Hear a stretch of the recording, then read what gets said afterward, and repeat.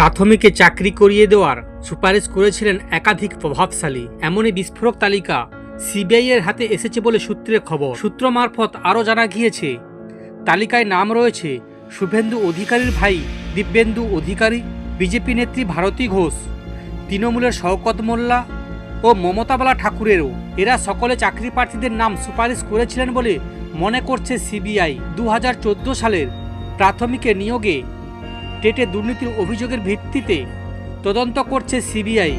গত বছর জুনে বিকাশ ভবনের ওয়্যার হাউসে ম্যারাথন তল্লাশি চালায় কেন্দ্রীয় তদন্তকারী সংস্থা।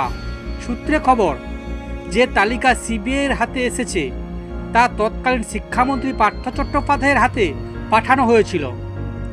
শাসক দলের নেতা বিধায়কদের নাম আগেই জড়িয়েছিল। এবার নিয়োগ মামলায় নাম জড়িয়ে গেল বিজেপির দুই প্রভাবশালীরও। তবে প্রাক্তন সাংসদ দিব্যেন্দু অধিকারী ও পশ্চিম মেদিনীপুরের প্রাক্তন পুলিশ সুপার ভারতী ঘোষ অবশ্য কেউ সে সময় বিজেপিতে ছিলেন না। সিবিআই সূত্রে খবর, উপযুক্ত ব্যক্তিদের সুপারিশ করা নামগুলি রয়েছে ওই তালিকায়। তাদের মধ্যে 134 জন চাকরি পেয়েছে বলেও দাবি কেন্দ্রীয় তদন্তকারী সংস্থার। সম্প্রতি সিবিআই এর বিশেষ আদালতে রিপোর্ট পেশ করেছে সংস্থা। সূত্রে খবর, সেখানে ওই প্রভাবশালীদের নাম উল্লেখ রয়েছে। 4টি নাম সুপারিশ করেছিলেন প্রাক্তন পুলিশ কর্তা ভারতী ঘোষ,